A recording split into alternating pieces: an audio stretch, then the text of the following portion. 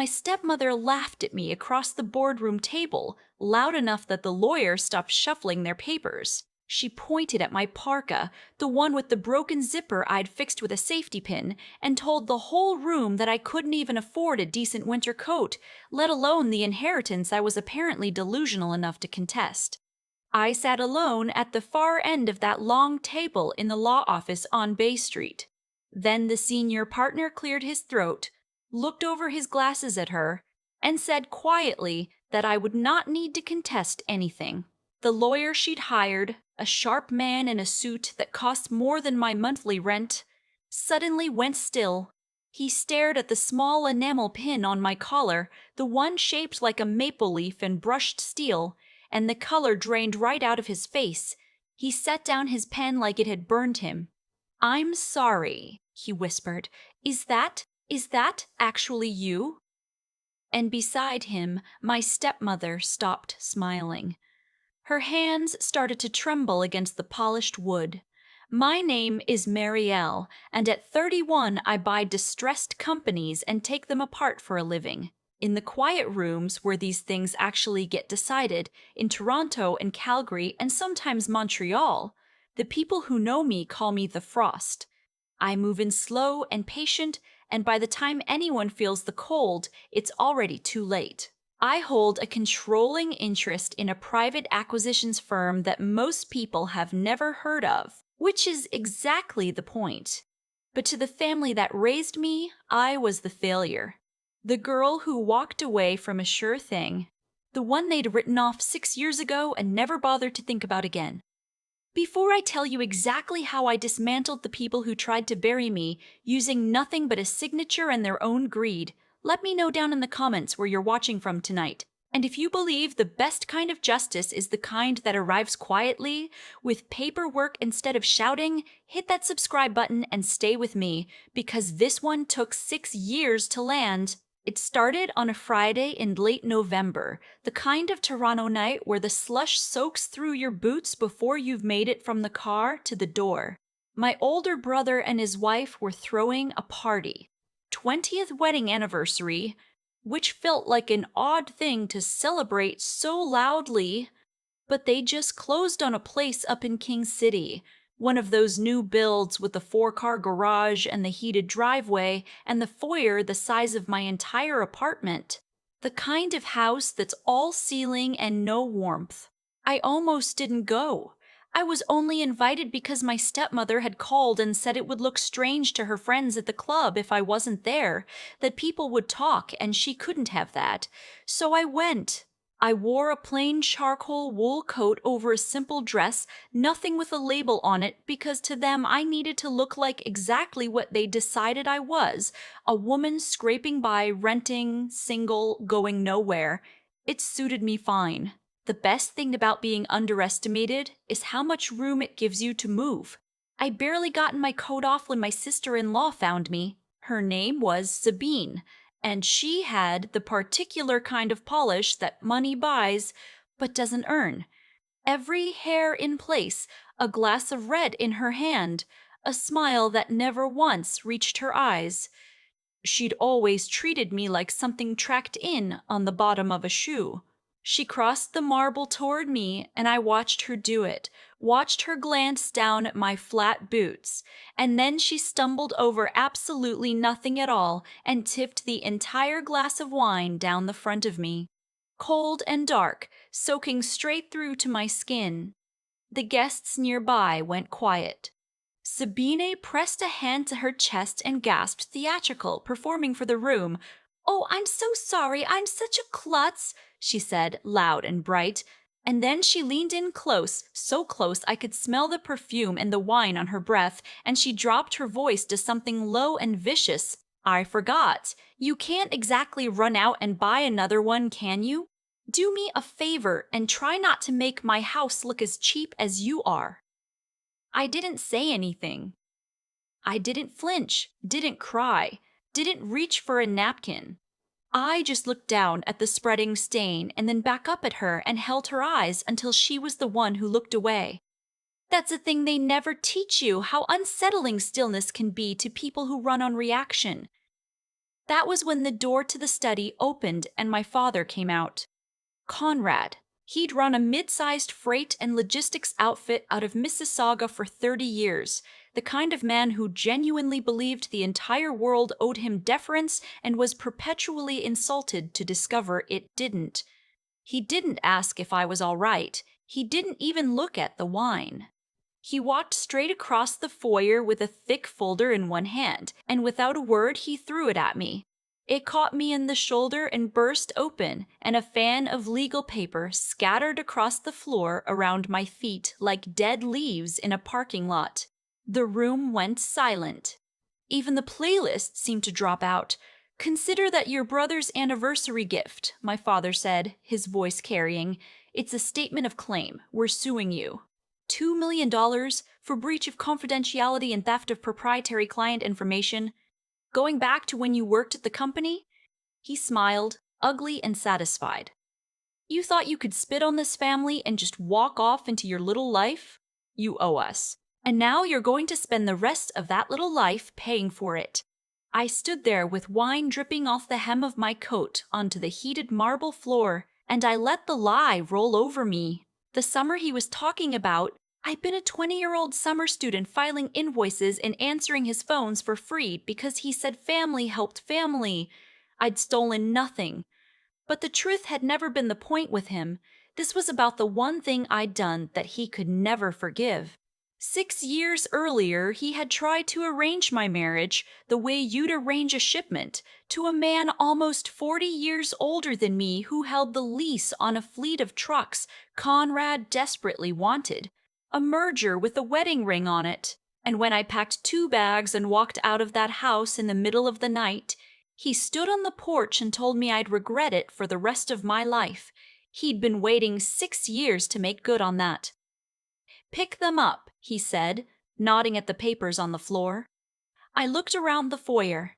There must have been 40 people watching, my brother by the staircase swirling a glass of scotch with a smirk on his face, Sabine with her arms crossed, my stepmother Delphine by the bar pretending to be absorbed in conversation while she watched every second of it out of the corner of her eye. Not one of them moved to help. Not one of them said a word.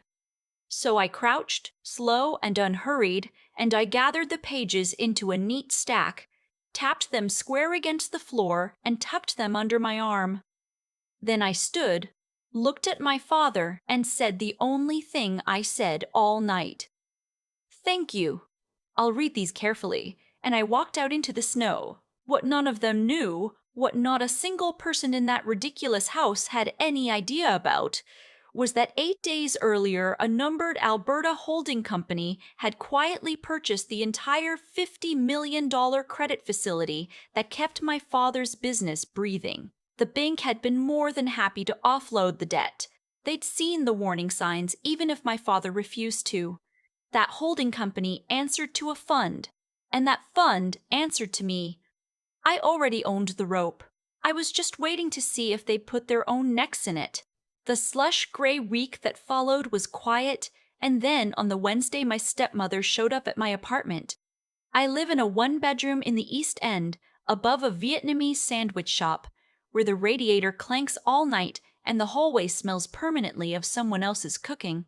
It is, by design, the least impressive home you could imagine for a woman who controls what I control. Delphine came up the narrow stairs in a camel coat that probably cost more than the building's monthly heating bill, and she stood in my doorway looking around at the peeling paint and the secondhand couch with an expression of barely contained disgust, and then she began to cry. "It's your father," she said, pressing a tissue to her eyes.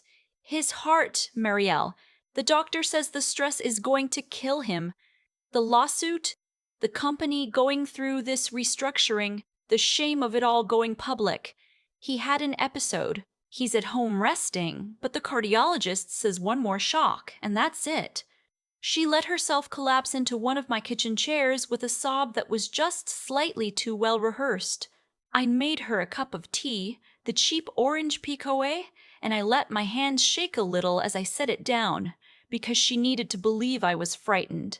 I have learned that the fastest way to make a person feel powerful is to let them think they've frightened you. "What do you want me to do?" I asked, soft. She pulled a leather folio from her bag and slid a stack of cream-colored documents across my scratched kitchen table. "It's a family settlement," she said, her voice going gentle and maternal in a way it had never once been when I was actually a child needing a mother. "Our lawyers drew it up. If you sign this, your father drops the lawsuit. All of it gone. We put this whole nightmare behind us as a family, and he can finally rest. Please, Marielle, do it for him." "Do it for him. Do it before that man's heart gives out and you have to live with knowing you could have stopped it."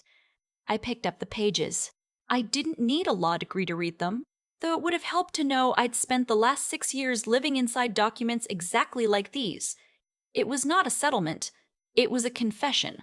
Buried in the dense paragraphs was an admission that I had personally orchestrated a scheme to misappropriate corporate funds and falsify records structured so precisely that it lifted every ounce of culpability off my brother and dropped the whole crushing weight of it onto me. Because by then, I already knew the truth. My father didn't yet understand that my brother Tobias had done something far worse than anyone in that family realized. But I didn't let any of that show. I let my shoulders fold inward. I made my breathing go shallow and uneven. I stared at the signature line until a single tear, perfectly timed, slid down my cheek and landed on the paper. "I don't want to go to prison," I whispered. "I don't have the money to fight this. I don't have anything." Delphine reached across the table and laid her cold hand over mine, and her eyes gleamed with a triumph she couldn't quite hide. "You won't go to prison, sweetheart. We'll handle everything quietly. We just need this for the company's internal compliance, that's all." "So the auditors leave your brother be."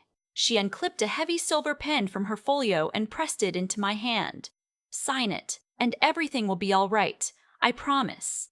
I took the pen. I let it hover over the line. I let my hand tremble just enough. And then I signed, in full, my real legal name, in slow, careful strokes. Delphine actually exhaled a long, shaky breath of relief and gathered the papers up so fast she nearly knocked over the tea. She was out the door and down the stairs before I'd even risen from my chair. I went to the window and watched her hurry to her car through the falling snow, clutching that folio to her chest like the most precious thing in the world. And in a way it was. She just had no idea what she was actually carrying. What I knew and what she didn't was what had happened on her way to my apartment. Delphine had stopped at a cafe on the Danforth for a latte because she could never go more than an hour without one, and she had left that leather folio on the passenger seat of her unlocked Range Rover for the 11 minutes it took her to wait in line and chat with the barista. 11 minutes is a very long time. The documents I signed were not the ones her lawyer had drafted. They were a near-perfect copy. Same letterhead, same fonts, same dense legal paragraphs, prepared over 3 days by people who work for me. And what I'd actually put my name to, in front of no witnesses, at my own kitchen table, was an irrevocable asset transfer agreement, drawn up by the legal team of the fund that already held my father's debt. By signing it, I had pledged the entirety of Conrad's company as collateral against that $50 million. It was elegant, it was clean, and the most beautiful part was that they were going to file it themselves. 2 nights later, I found out the rest of it. My brother, it turned out, had been drowning. Tobias had taken over the day-to-day at the company 3 years earlier, and he had run it into the ground with the confidence of a man who'd never once been told no. To plug the hole, to make the company look solvent enough to keep the lights on while they tried to arrange new financing, he had done the unforgivable. He had pledged the employees' pension fund as collateral. The retirement savings of nearly 400 long-haul drivers and warehouse staff and dispatchers, people who'd given that company their whole working lives, handed over to a creditor as security on a loan. That isn't a bad quarter. That's a federal offense. That's the kind of thing that, when the regulators find it, doesn't end in a fine. It ends in handcuffs in a sentencing hearing and years in a place with bars on the windows. And Conrad knew none of it until that week, I know because I had a recording. One of the few people at the company still loyal to the workers had been wearing a phone in his shirt pocket during a closed-door meeting, and he'd sent it to a contact who sent it to me. On it, you can hear my father's voice go from fury to something thinner and more frightened as he understands what his son has done. You can hear him realize that the public offering they'd been planning, the thing that was supposed to save them all, would now expose everything the moment anyone looked at the books. And you can hear him make his choice. They would not go to the regulators, they would go to court. They would let the world watch the prodigal daughter get sentenced for embezzlement, use the spectacle to bury the real story, and renegotiate from there. He chose to feed me to it to save himself, his own daughter. I'd known he was capable of a great deal. I hadn't quite known he was capable of that. The hearing was set for the following Thursday in a courtroom downtown, and I walked into that building in the kind of cold that makes the air feel solid. I wore a charcoal suit that fit like it had been stitched onto me because it had been, and on my collar, that small steel maple leaf that the man across the aisle would recognize, even if no one else in the room would. I walked down the center aisle and took a seat at the long defense table, alone, one slim leather portfolio set squarely in front of me. Across the aisle, the family had assembled like they were attending a coronation. My father in the center chair, chin up, certain.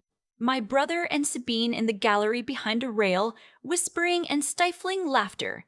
My stepmother sat very straight in a fresh blowout, dressed for the cameras she fully expected. And beside my father sat the lawyer, the same man who would soon set down his pen. He did not look triumphant. He looked like a man who hadn't slept. His tie was knotted too tight, and his hands moved through his files in jerky little motions, and I understood why. The night before, his office had received a single document from a fund's legal department, and he had spent the small hours of the morning trying and failing to convince himself it wasn't real. He hadn't yet connected the woman in the cheap apartment to the name at the top of that letterhead. He was about to. The judge took the bench, and my father, who had never in his life been able to resist an audience, stood without being recognized and started talking. "Your Honor, if I may save the court some time," he said, gesturing at me with a flick of the wrist, the way you'd shoo a fly. "The respondent has shown up here with no counsel because she can't afford any, and frankly because she has no respect for this process. She's already signed a full confession regarding the funds in question. I'd ask that we move straight to judgment so the appropriate authorities can take this off all our hands. Some of us have a business to run." A ripple of quiet amusement ran through the gallery. My brother leaned back and crossed his arms. Sabine let out a soft little laugh. The judge did not pick up his pen. He looked at my father for a long, cold moment, and then he looked at me, and then he said in a voice with no warmth in it at all, "Mr. I don't think the respondent requires counsel, and I'd advise you to sit down." It was the lawyer who broke first. He'd finally looked at me properly, at the pin on my collar, and I watched the recognition land. I watched him put it together. The document on his desk at 3 in the morning, and the name on it, and the woman his client had just called penniless, and the blood went out of his face all at once. He set his pen down on the table, very carefully, the way you set down something fragile. "Oh my God," he said, barely a sound. "Is that really her?" My father turned to look at his own lawyer, confusion cutting through the arrogance. "What are you talking about?" "Sit down, you're embarrassing." But I was already standing. I picked up my portfolio and I walked, not to the little podium where a respondent is supposed to stand, but to the open center of the courtroom, my heels striking the floor in the absolute silence until I stood a few feet from their table. "Your Honor," I said, and my voice carried easily because I'd had 6 years to learn how to make a room go still. "I'm not here as a respondent in a fraud matter. I'm not here to answer for anything I didn't do. I'm here as the senior secured creditor and the controlling shareholder of my father's company." My stepmother shot up against the rail. "Marielle, stop this," she hissed, loud enough for the reporters in the back. "You're having one of your episodes. You don't own anything." "You signed a confession in your own kitchen. I watched you do it." "You did," I said, and I turned to look at her and I let her see that there was nothing left in me for her at all. "You watched me sign it. And then Tobias filed it with the regulators this morning, didn't he?" To get ahead of the story, "You should both have read it more carefully." I opened the portfolio and drew out a certified copy of the very document my brother had so proudly submitted that morning, and I laid it on their table right in front of my father's hands, which had gone very still. "That is not a confession," I said. "It's not a settlement. It is an irrevocable asset transfer agreement drafted by the legal department of the fund that purchased this company's entire credit facility 8 days ago." I let that sit. "When you forced me to sign it at my kitchen table, you weren't trapping me. You were transferring this company's collateral to me. And when Tobias filed it with the regulators this morning without his own lawyer reading it first, he transferred 100% of the voting control of this company directly into my holding firm. You didn't make me sign my confession. You made me sign the deed to everything you own." My brother lurched to his feet, his face gone an ugly red. "That's a lie. I read the header. It was drawn up by our lawyer." "Your lawyer drafted a settlement," I said, not even looking at him. "The folio your mother left on the passenger seat of an unlocked vehicle outside a cafe on the Danforth for 11 minutes contained something else by the time it reached my apartment. I'd thank her for the delivery, but I think she's beginning to understand. I have never in my life seen a room turn the way that room turned. My father reaching for the document with hands that shook so badly he couldn't pick it up. My stepmother's careful composure cracking down the middle as she looked back and forth between her husband and her son, and Tobias, my brother, going white as he finally understood that the pension fund, the 400 families, the federal exposure, all of it was now stapled to a confession he had filed himself with his own hand that morning. Nothing I could have said would have hurt them the way their own paperwork did. What followed took months, but it was never in doubt. The regulators, once they had the filing, moved exactly the way regulators move when they find a pension fund pledged as loan collateral. The fund I controlled called the loan, as was its right, and there was no possible way to repay it. The King City house went first, then my brother's, then the company itself, sold off in pieces at auction to people who'd been waiting years for the chance. My father, who'd spent his whole life certain the world owed him, learned that the world collects. He's awaiting sentencing now. So is Tobias. Sabine filed for divorce roughly 4 minutes after she understood the money was gone, which surprised exactly no one. I drove past the old house once, in the early dark of a January afternoon. The for sale sign was already crusted with snow. My stepmother was standing at the end of the long driveway in that camel coat, clutching a single garbage bag of whatever the trustees had let her keep, looking up and down the road at the passing cars. I knew what she was doing. She was waiting for one of her club friends to slow down and offer her a way out, but nobody in that world will go anywhere near the Conrad name now. They've learned what it costs. She'll stand out there in the cold a long time before she understands that the rescue isn't coming. I expected to feel something, watching her. I'd thought about this moment for 6 years, and somewhere in there I'd assumed it would taste like victory, that I'd want to roll down the window and say something, land one last blow to close the circle. But I sat in the warm car with the heater humming, and I looked at the small shivering figure of the woman who'd called herself my mother, and I felt nothing at all. No anger, no grief, not even pity. Just the quiet of an account finally settled, a number that had hung in the red for 6 years finally returned to 0. I reached up and pressed the button, and the privacy shade slid up over the rear window, and the house and the woman and all of it simply disappeared. I told my driver we could go. There was another file waiting back at the office, another company that needed taking apart, and I was ready to get back to work. Here is the thing I want you to take from this if you take nothing else. The world tells you constantly that family is sacred, that blood is owed forgiveness, that you must keep showing up no matter how many times the people across the table sharpen their knives. But blood does not entitle anyone to your loyalty or your future or your peace.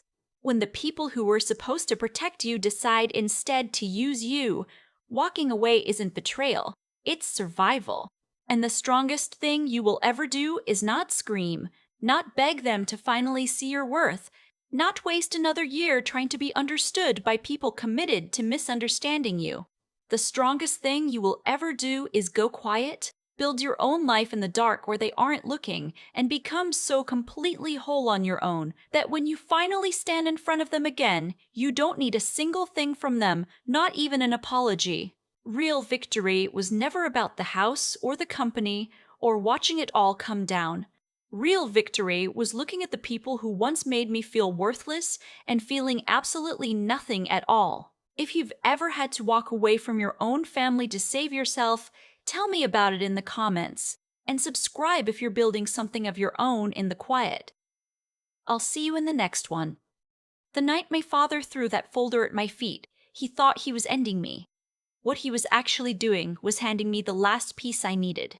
Every cruel thing that family did came back around, not because some unseen force was keeping score, but because of the simple arithmetic of choices. Conrad chose control over his own daughter, and that choice made him predictable. Delphine chose to fake a dying man's heart, to manipulate me, and that choice put her alone on a folio in an unlocked car for 11 minutes. Tobias chose to gamble 400 families' pensions to cover his own failures, and then he chose to file a document he never bothered to read. None of that was fate. It was just people becoming exactly who they practiced being, over and over, until the bill finally came due. I think about that a lot now.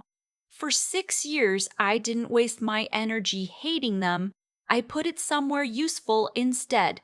I learned how money actually moves, how contracts are built, how a single signature on the right page can do what 1,000 arguments never could. That was the quiet work nobody saw, and it mattered more than any clever moment in that courtroom. You don't get to walk into a room calm if you haven't done the slow, unglamorous studying beforehand. The stillness people found so unsettling wasn't a personality trait, it was preparation. It was knowing exactly where every piece sat before I ever sat down. But knowing how to win was never the hardest part. The hardest part was deciding what kind of person I wanted to be while I did it. I could have rolled down that car window in King City and said something to break Delphine completely. I didn't.